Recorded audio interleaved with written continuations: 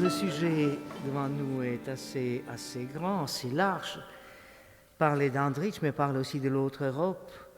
J'étais assez embarrassé, me posant la question s'il faudrait peut-être faire un décor, une scène de l'autre Europe, ou situer Ivo Andrić, ou bien faire un bref parcours à travers l'œuvre d'Ivo Andrić et pour voir ce qu'il y a déjà de l'autre Europe dans son œuvre et ce qui reste après de cette autre Europe dans la réalité. Et j'ai décidé de mettre d'abord en avant Ivo Andrić. Non, il n'est pas suffisamment connu. D'ailleurs, les grands écrivains deviennent connus peut-être parfois un siècle après leur mort, pas toujours, surtout pas de leur vivant. La place d'Ivo Andrić à ce moment est assez indécise, même dans son pays. Vu son origine, vu son cosmopolitisme, lui qui est d'origine croate et de provenance catholique, bosniaque par sa naissance et son appartenance, serbe par son choix politique et sa résidence belgradoise, yougoslave à part entière, tant par sa vision politique que par sa prise de position nationale. C'est surtout cette dernière composante qui, dans beaucoup de parties de l'ex-Yougoslavie, est mal vue. Et je parle surtout comme un Yougoslave aussi, encore, qui a lutté pour sauver ce pays, pour le sauver au moins de la guerre civile qu'il a vécue. Je suis certain qu'Andrić aurait soutenu une telle attitude, malgré sa distance, la distance qu'il caractérise, avec laquelle il accueillait l'événement. Donc, Ivo Andrić aurait été l'un des plus grands écrivains slaves dont le vrai visage demeure encore inconnu. Je crois que même le prix Nobel qu'il a eu en 1961 n'a pas, comment dirais-je, ne l'a pas rendu célèbre de par le monde. De temps en temps, oui, quand même, il y a des choses qui surprennent. En Italie, on vient de faire une édition, je l'ai fait moi-même, le choix et la préface, une édition du genre Pléiade. Et j'espère que Gallimard, j'ai l'intention pendant un de mes séjours, de passer chez Gallimard, de parler de l'édition Pléiade. Andrić mérite absolument d'entrer dans la collection. Il est peut-être, entre guillemets, coupable aussi un peu de cela, parce qu'il a toujours évité de se faire voir. En faisant un dialogue imaginaire avec Goya, on disait dans toute manifestation publique, il y a quelque chose d'indécent. Combien d'indécents autour de nous qui profitent de chaque occasion pour se faire voir, pour se faire parler, pour se faire entendre. Il était, comme il disait aussi dans un autre texte, dans un texte de jeunesse, réservé vis-à-vis des incertitudes du jour et du siècle. Sceptique face à ce qu'il nommait les ivresses du moment, méfiant à l'égard de tout ce qui était, comme il dit, je cite à nouveau, trop subi ou pas assez mûr.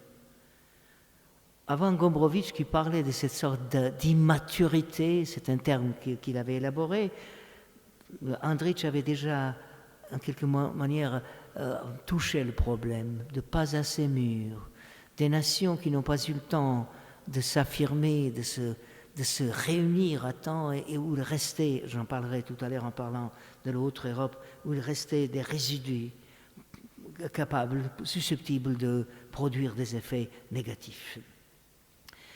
Tout au début de sa carrière, il a pris un engagement, il était même en prison, lorsque apparaissait l'organisation de la Jeune Bosnie, dont le membre le plus connu dans le monde, Gavrilo Princip, a battu François Ferdinand à Sarajevo en 1914, d'où le commencement de la Première Guerre mondiale. Encore là, que pouvait-on savoir à l'étranger de ce que se tissait derrière cet assassinat à Sarajevo qui déclencha la Grande Guerre, comme on l'appelle en France, par rapport à à l'autre guerre un peu moins célèbre. Que savait-on de ces contrées accablées par l'asservissement les plus cruels qu'ait connu ce millénaire? A-t-on jamais sondé et compris les raisons profondes de cette révolte longuement mûrie, dont la violence coûta la vie à l'héritier du trône d'Autriche-Hongrie? Andrich et son œuvre nous permettent d'en savoir plus. Il disait lui-même qu'il n'avait pas le talent d'en révolter. Il disait qu'il appréciait le geste de ceux qui, silencieux et retirés dans leurs chambres mal éclairées, préparent le soulèvement. Tout de même, son engagement dans la jeune Bosnie lui a coûté des prisons, les prisons autrichiennes, l'exil, dont les traces sont marquées, ses premiers livres, un prose, un vers, un titre significatif, Exponto, comme Exponto, livre fait d'exil, Trouble est un autre. Et lui, il tâchait de joindre, en quelque manière, de synthétiser deux cultures, culture d'Orient et culture occidentale. Voyage, études assez hétéroclites un peu partout, à Vienne, à Cracovie, à Graz, une grande influence de la culture polonaise. Une thèse sur la vie spirituelle de Bosnie sous les Turcs, une thèse sans grande ambition, c'était pas un universitaire. Pour avoir un poste dans la diplomatie, il devait avoir un diplôme, c'est la raison pour laquelle il avait ces thèses.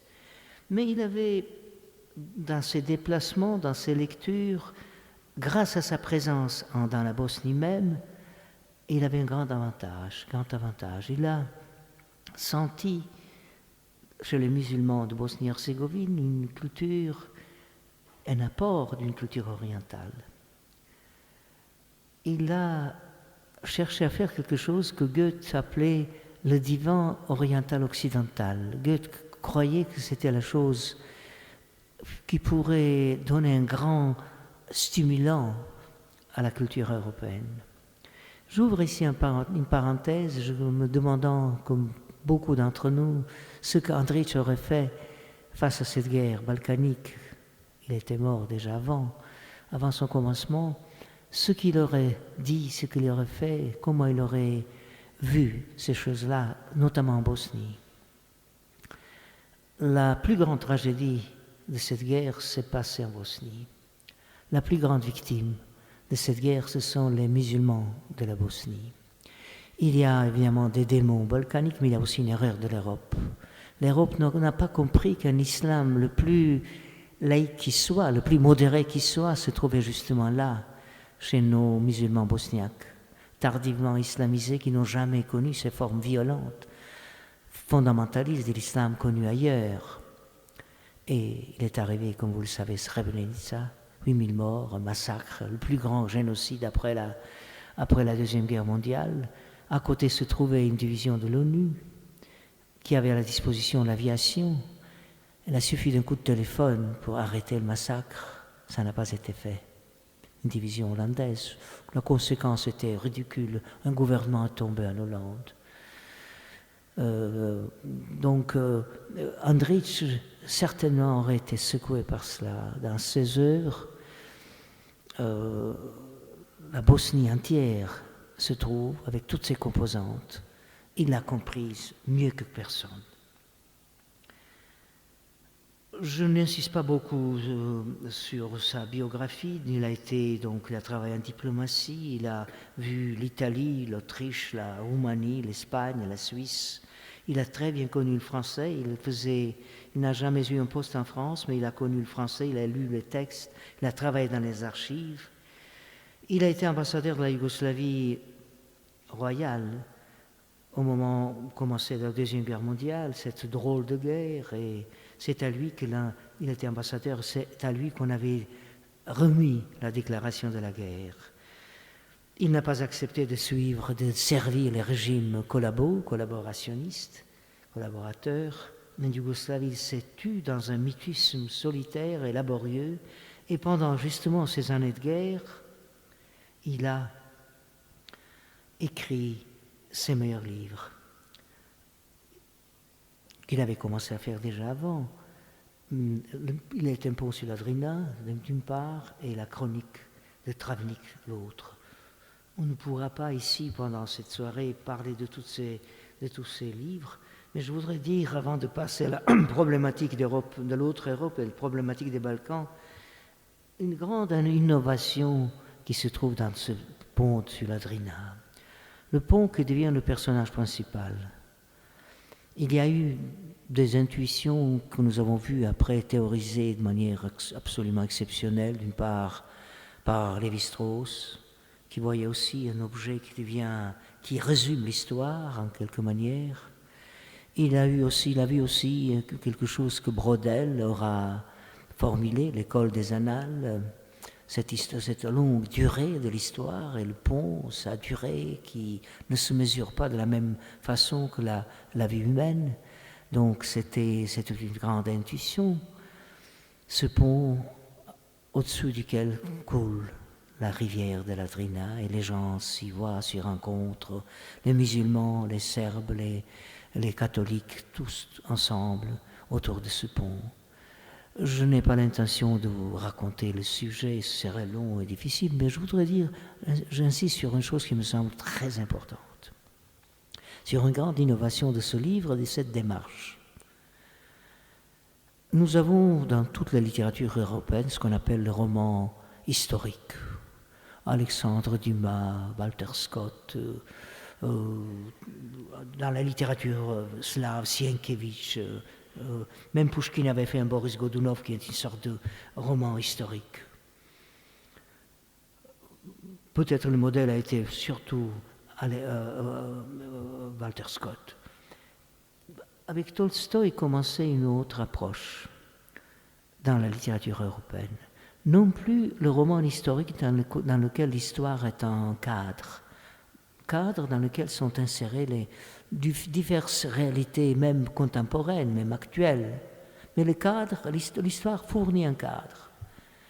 Tolstoï avait donné à l'histoire une autre, comment dirais-je, une autre place, une autre signification.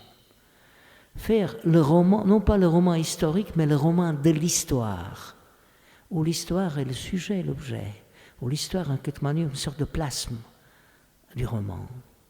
C'est une très très grande révolution dans le roman. Il a été suivi peut-être par Marguerite Yourcenar, les mémoires d'Adrien, c'est aussi là, l'auteur, cette femme extraordinaire a su utiliser l'histoire comme sujet, non pas comme cadre. Et Andrich, vraiment, c'est là sa grande innovation. Il a ajouté quelque chose qui n'est pas encore dans Guerre et paix de Tolstoï, faire cette histoire, échelonner l'histoire d'une manière un peu particulière. Et donc, c'est ça, c'est sa grande invention que l'on voit non seulement dans le pont sur la Drina, où dit même explicitement, les lunaisons se succèdent et les générations disparaissent rapidement, mais le pont demeurait immuable, comme l'eau qui coulait sous ses arches. Il vieillissait naturellement, lui aussi, mais selon une échelle de temps bien supérieure, non seulement à la durée. Imaginez que c'est presque le terme brodélien. Non seulement la durée d'une vie humaine, mais aussi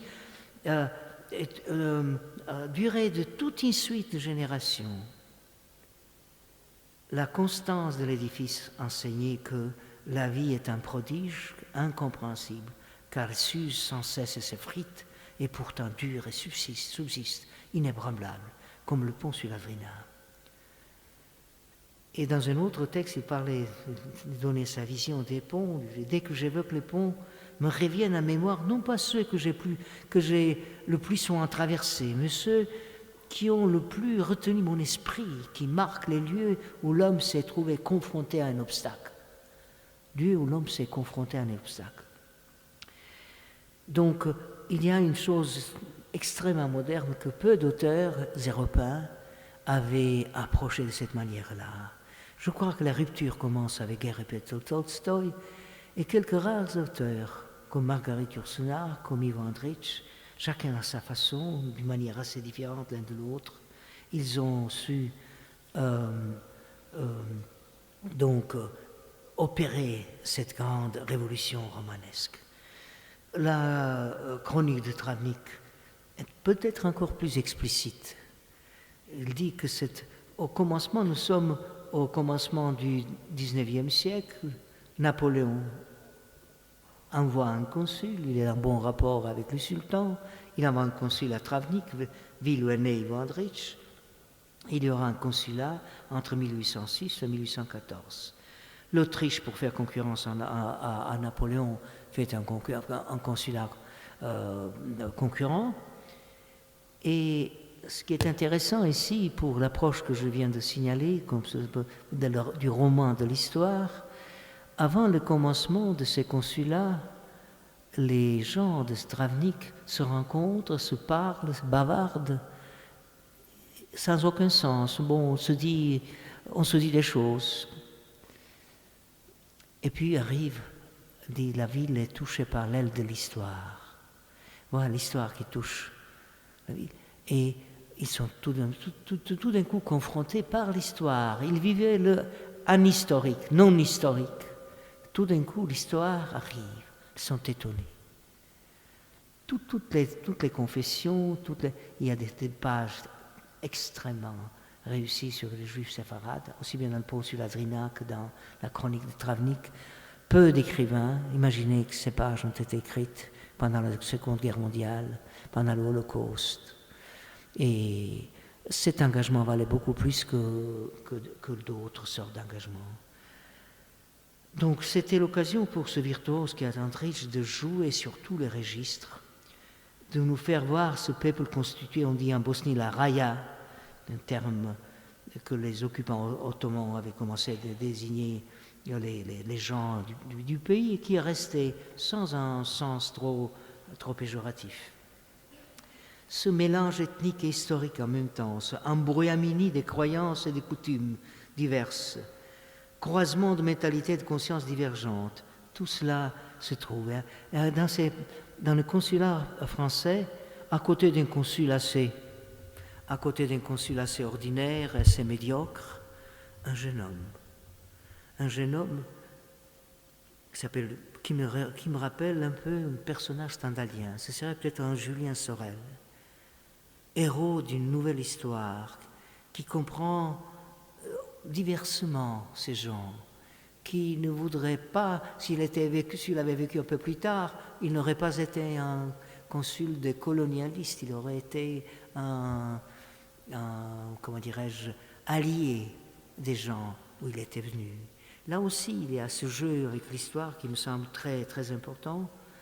Et puis, il a rencontré quelque chose à quoi je tiens, moi qui j'ai des origines un peu diverses, et même une partie de mon origine touche à la France, parce que ma famille paternelle était de ces vieilles familles russes où l'on parlait le français comme une langue presque maternelle, et mon père a tenu à me transmettre ce français. Je dis parfois que je suis un dinosaure de cette ancienne intelligentsia russe, tout en me considérant bosniaque, croate, yougoslave et maintenant citoyen italien. Andrić a compris ces gens qui se trouvent là dans la frontière, cette identité de frontière. Ces hommes du Levant, comme il dit, mais qui sont entre Orient et Occident sans appartenir, c'est une citation, sans appartenir à l'un ou à l'autre, mais frappés par les deux. Ce sont les victimes de cette séparation fatale entre chrétiens et non-chrétiens. Une humanité en petit, séparée, qui gémit sous le double péché originel et qui devrait être une fois encore rachetée et sauvée, toujours la citation, sans savoir par qui ni comment. Ce sont des hommes qui vivent sur des frontières physiques et spirituelles, sur une ligne sombre, ensanglantée qui, à la suite d'un malentendu absurde et implacable, a été tracée entre les hommes parmi lesquels il ne devrait pas y avoir de frontières. On nous peut trouver un texte qui exprime mieux le destin de ces 3 millions, 2 millions, chiffres nous sont trompeurs souvent, d'ex-Yougoslaves qui sont partis un peu partout. J'apprends qu'il y en a à côté de vous, dans votre lycée, j'en rencontre un peu partout. J'essaye de les aider quand l'occasion se présente. Et voyez cette intuition extraordinaire que l'on voit dans les pages de Andrić. Je dois regarder un peu ma montre, j'ai encore du temps, parce que je voudrais quand même ne parler pas seulement d'Andrich, mais je finis cette première partie de mon exposé en vous citant un extraordinaire discours qu'il avait fait au moment où il a eu le prix Nobel, où il définit un peu son rôle de conteur, de narrateur. Il dit que le conteur s'applique à l'instar de la légendaire et diserte Scheherazade à faire patienter le bourreau, en continuant toujours le récit pour que le bourreau n'intervienne, à suspendre l'inévitable arrêt de mort et à prolonger l'illusion de la vie et de sa durée. En ajoutant, pour conclure ce discours, il faut laisser l'écrivain raconter.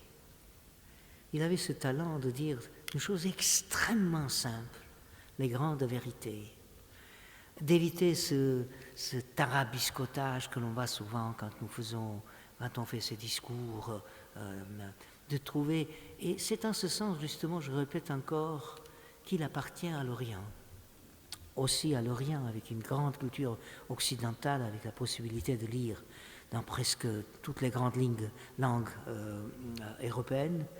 Il avait aussi cette autre culture et, vous voyez, son modèle, la Scheherazade, qui voudrait suspendre l'inévitable arrêt de mort et prolonger l'illusion de la vie.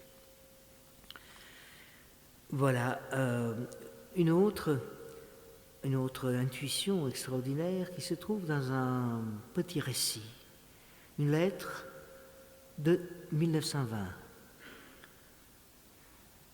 L'auteur entend un train dans une gare de province de Bosnie, où tous les trains sont toujours en retard, c'est pas comme en France, et le narrateur rencontre un ancien camarade d'école, un juif, Max Levenfeld, juif séfarade d'origine, qui s'apprêtait à quitter la Bosnie et la Yougoslavie, tout juste unifiés. Et ils ont entendu, se parlent, et Levenfeld dit pourquoi il s'en va.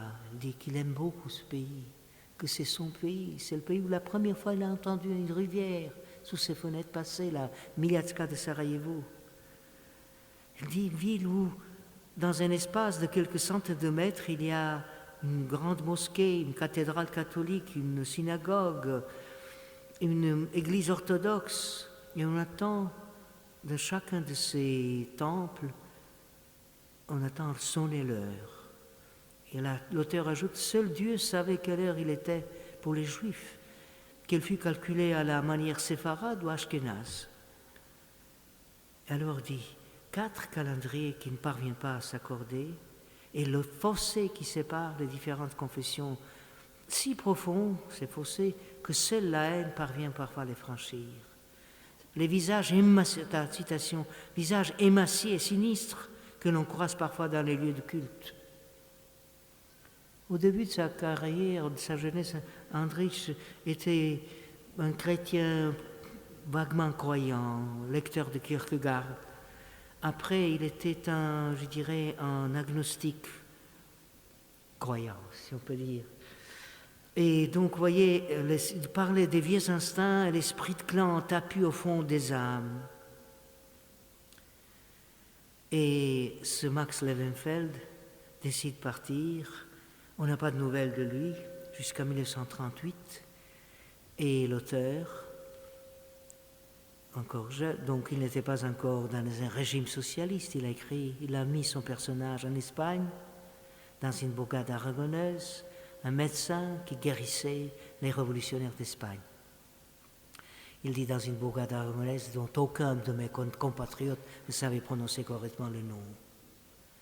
Et là, il fit la victime des bombardements nazis. Et là aussi, vous voyez cette extraordinaire pénétration dans cette réalité des Balkans qu'il avait observée mieux que quiconque. Réalité dont j'entends vous dire quelques mots.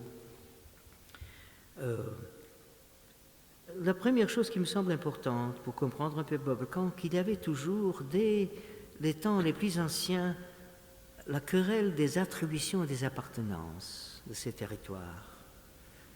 les anciens géographes appelaient Catena Mundi, donc la chaîne du monde, qui avait déjà quelque chose. On l'appelait le vieux mont, la vieille montagne.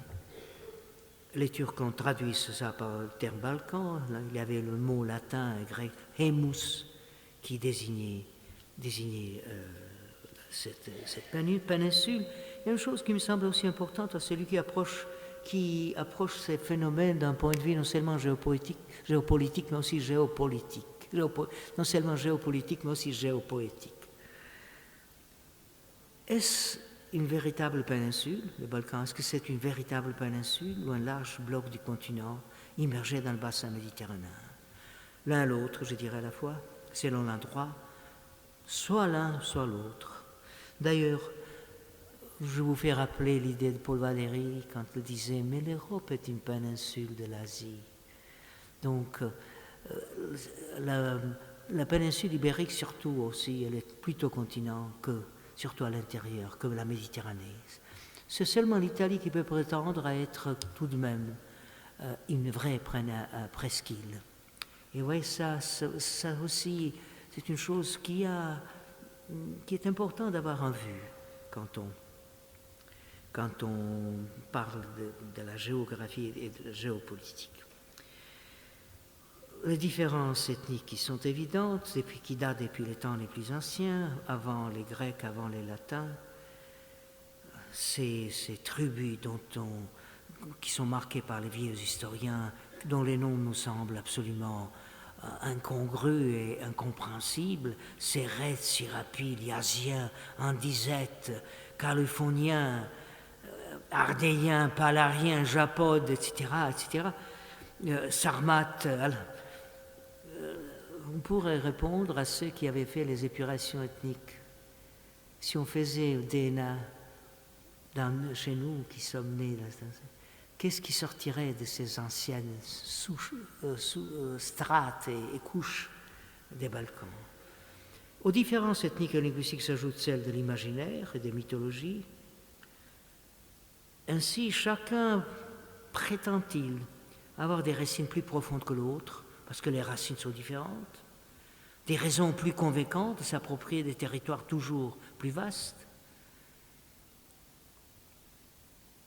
de faire élargir les frontières, d'accepter les frontières qui n'ont jamais été tracées avec précision, celles d'un très vieil État, plus ou moins hypothétique, d'un ancien pouvoir plongeant ses racines dans les brumes du passé. Et ceci dit dans des termes, disons, modernes. D'un côté, on fait appel au droit historique, d'autre côté, au droit naturel. Et nous voyons ce problème encore, nous le voyons aujourd'hui en Kosovo. Droit historique auquel prétend la Serbie et droit naturel auquel prétendent les Albanais, qui sont 90% actuellement dans leur territoire. Les partages qui se sont opérés, après chacun des partages qui se sont opérés dans les Balkans, il restait quelque chose d'inachevé, d'indivise, de non résolu. Et de cette réalité indivise, de cet inaccomplissement, résultent des situations en porte-à-faux et ambiguës, qui engendrent toutes sortes d'insatisfactions, de frustrations. Une partie de la tâche de chacun, parfois la plus importante, reste constamment à faire, ou à refaire, à revoir ou à revisiter. Elle est reportée à plus tard, à un temps, disons, plus favorable, mais c'est un tard d'avenir, on ne vient jamais. Ainsi, avons-nous différentes vérités particulières. On peut les énumérer. Vérités serbes, croates, bulgares, grecques également, albanaises, turques, mais aussi catholiques, orthodoxes, musulmanes. Chacune s'est considérée, de ces vérités, la seule véritable, valable, équitable. Et dans une telle conjoncture, les événements eux-mêmes ne peuvent connaître ni une conclusion véritable, ni un aboutissement satisfaisant, acceptable pour tous. C'est là que je vois les problèmes essentiels. Ces événements engendrent aller-retour des périodes instables ou conflictuelles, se rattache toujours à un passé qui est resté plus ou moins inabouti, incomplet, comme je le disais. Il a en face de lui une histoire tronquée, mutilée, bien plus subie que produite, fait des récits passéistes ou apocryphes. Et l'histoire nationale, surtout maintenant, en ce moment, choisit ceux d'entre ces événements qui lui paraissent le plus utiles, le plus opportuns, sans trop se soucier de l'objectivité, cherchant à imposer une échelle de valeur qui lui convient.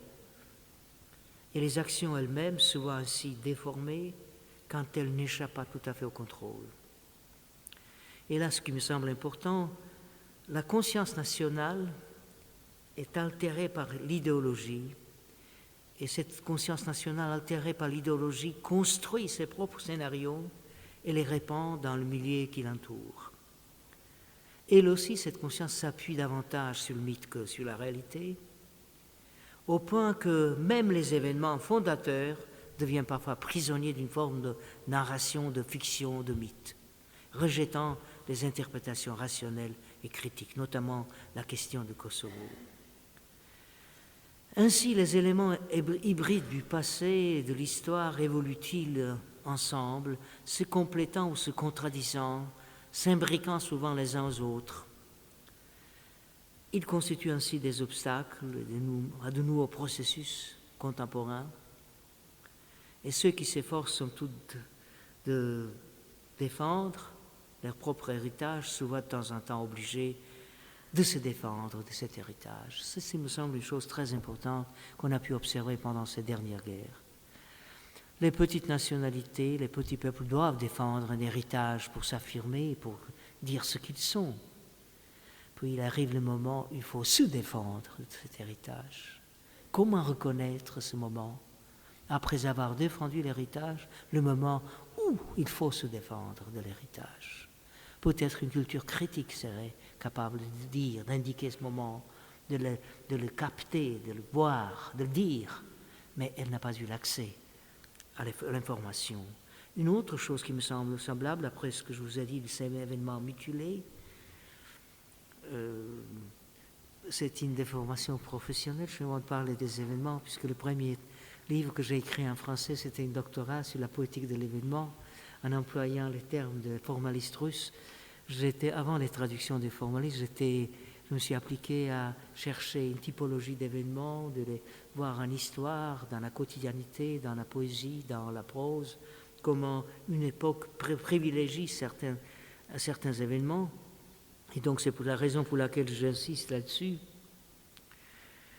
Ça vaut ce que j'avais dit pour l'héritage, vaut également pour la mémoire, surtout dans les conditions difficiles. La mémoire, il faut la sauver naturellement. Que ferions-nous sans avoir sauvé la mémoire positive et négative des siècles passés, de nos ancêtres? Mais il arrive un moment où il faut se sauver des contenus de la mémoire. Sauver soi-même. Comme il faut se défendre de l'héritage, il faut se sauver d'une mémoire que nous avons défendue. Là aussi, comment reconnaître ce moment? C'est une chose que nous n'avons pas su faire. Nous étions peu nombreux. J'étais dans la présidence d'un groupe qui s'appelait UIDI, Union démocratique de la Yougoslavie. C'était plus ou moins l'abréviation. Nous avons voulu, mes camarades de gauche, le groupe praxiste, qui étaient des marxistes qui luttaient contre la vulgate marxiste, des gauches qui luttaient contre ceux qui croient avoir le privilège d'être la gauche officielle, etc., qui invitaient l'école de Francfort. Nous invitions nos camarades français sur l'île de Korčula, Henri Lefebvre venait tous les ans, Lucien Goldman, même les anarchistes, Daniel Guérin étaient invités. Nous avons invité même les trotskistes. Nous n'avons jamais cru qu'un personnage comme Trotsky en 1939 pouvait être l'agent de la Gestapo, un juif en 1939 qui sert la Gestapo. Nous avons cherché la réhabilitation de ses camarades et ses amis. Et nous avons essayé de faire comme ça un groupe qui puisse indiquer ces problèmes qui apparaissent. Nous avons été inondés par les nationalismes, par cette vieille idéologie qui revenait, et nous n'avons pu rien faire. Dans cette situation, on avait cité, certains de mes amis, moi-même, un grand anthropologue serbe, Jovan Cvijić. Il a écrit une thèse remarquable, il a soutenu à Paris une grande thèse d'État, à l'époque on faisait encore les thèses complémentaires en latin, qui s'appelle la péninsule balkanique. Il faudrait la rééditer, cette thèse, écrite dans un excellent français, d'où je vous lis comment il a vu, lui qui a observé la péninsule balkanique, comment il voyait certains phénomènes. Il dit, tel l'araignée, les hommes tissent autour d'eux une toile faite de préjugés historiques, de vanité nationale, de modes de vie dénaturés. Et cette toile d'araignée est susceptible de les isoler spirituellement du reste du monde et de les rendre archaïques.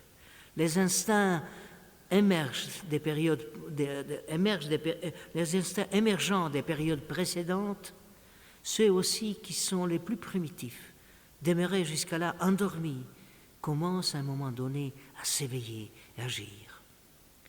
Voilà, cette araignée, c'est aussi dirais-je, une pensée tout à fait extraordinaire et qui nous a dit beaucoup sur la situation qu'on vient de passer. Mon temps n'est pas encore écoulé, j'ai encore, d'après l'heure, 10 minutes, mais je peux abréger si vous voulez, parce qu'il y a la musique. Je voudrais dire quelque chose sur comment je crois qu'Andrich aurait vu, je ne sais pas s'il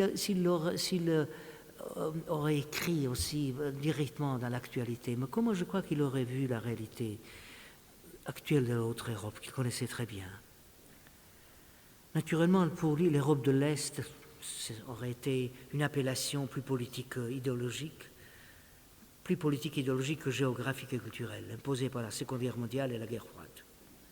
On a commencé à remplacer cette idée par Europe centrale et orientale, ça aussi est imprécis. L'Autriche et la Suisse n'étaient pas dans cette Europe de l'Est où l'on range l'Europe centrale et orientale. Donc, puis on avait commencé moi-même aussi à utiliser le terme l'autre Europe, également une notion mal définie, à dessein peut-être. Mais il faudrait répondre qu'est-ce qui est autre dans cette partie de l'Europe et qu'est-ce qui est européen dans cette altérité. Personne d'entre nous n'a essayé de le faire. Je ne connais pas d'ouvrage qui ait essayé de faire voir ce qui est cette altérité. Quelques autres observations qui me semblent s'imposer. Après certains tourbillons de l'histoire, d'événements, je reviens aux événements, qu'on voyait, c'était mon obsession, on connaît le moment où s'installe le Marais, le terme de l'histoire de la France. Nous voyons le Marais dans presque toute l'Europe de l'Est, ex-Europe de l'Est, de l'autre Europe dont je dois parler, le Marais. Comme je suis triste, moi qui ai soutenu les amis, les camarades de la Solidarność, dans mon épistolaire de l'autre Europe, il a les lettres pour eux, quand je vois maintenant ce cléricalisme nationaliste dans un pays qui a tellement lutté, j'en vois aussi dans les pays des Balkans, j'en vois beaucoup en Croatie, en Serbie, on n'arrive pas à s'en détacher. Je me suis beaucoup plus attendu de la Tchécoslovaquie, seul pays slave qui ait connu une véritable démocratie sous Masaryk, chose qui n'était pas vue en Russie, en Pologne, en ex-Yougoslavie, etc. Une histoire venait de s'achever, de s'interrompre, sans laisser assez de place ou de motivation pour une autre histoire qui tarde à s'annoncer. Encore quelques diagnostics et puis je finis. Nous vivons encore des transitions plus que de véritables transformations. Je fais la différence entre transition et transformation. Dans le mot transition, il y a le mot ir et iter, chemin. Il y a un chemin, on ne sait pas exactement où l'on va. On ne sait pas où aboutit la transition. Or, la transformation est un résultat. Et donc, il faut être un peu plus, je dirais, un peu plus conscient en employant ces termes. Puis, il faut dire, nous avons cru, à un certain moment déjà avant, certains d'entre nous, en Yougoslavie, nous avons cru déjà avant la chute de l'Union soviétique, conquérir le présent, et on se rend compte que nous n'étions pas capables, nous ne sommes pas capables, que ces nouveaux pays ne sont pas capables de maîtriser le passé. On croit conquérir le présent, et on n'arrive pas à maîtriser le passé. Nous voyons naître des libertés, nous ne savons qu'en faire et risquons d'en abuser.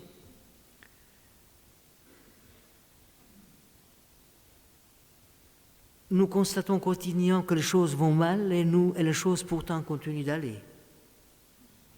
Les partages s'imposent, pas toujours. Il n'y a plus guère à partager. Nous souhaitions sortir de la misère et elle nous accompagne comme une ombre. Nous fondions nos espoirs sur la culture et la culture même s'avère un piètre remède. Je dois dire que la culture nationale se soumet au nationalisme, hélas. L'idée nationale devient une idéologie de la nation et une certaine conscience nationale, insuffisante, veut se substituer à la conscience. Ceci me semble extrêmement dangereux. Une conscience, nous voyons justement, nous vivons une époque où les cultures nationales ne suffisent plus. Et nous voyons autour de nous ceux qui insistent sur les frontières entre les cultures nationales, qui n'arrivent pas à entrer ce processus.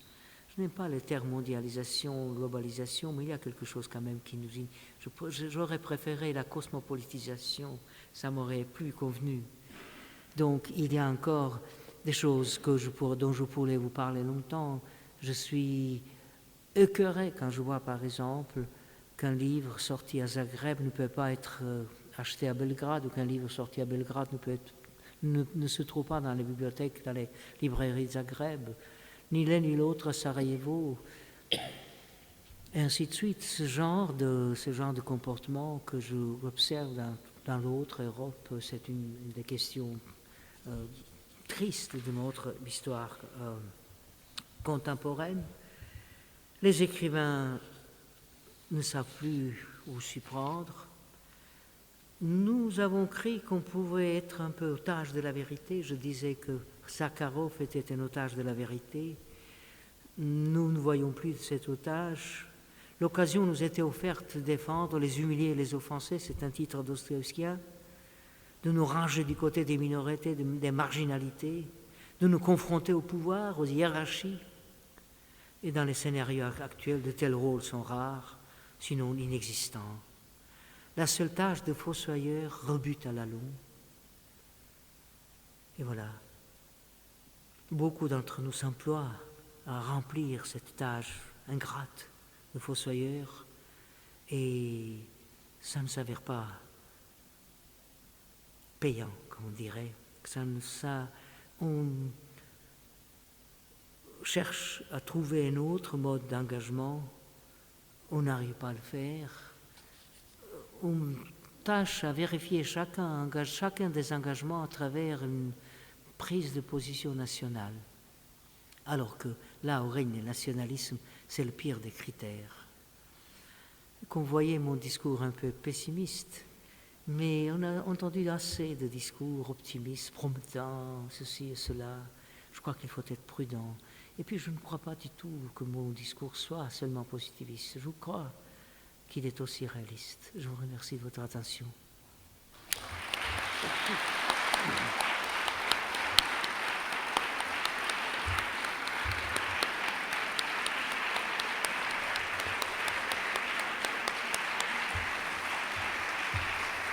Alors, la musique.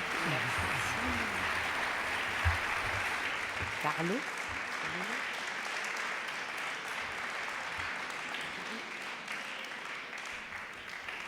Monsieur Ossola, voulez-vous avoir la gentillesse, comme vous le faites depuis maintenant plusieurs fois, de conclure ce grand moment de ce que nous venons d'entendre?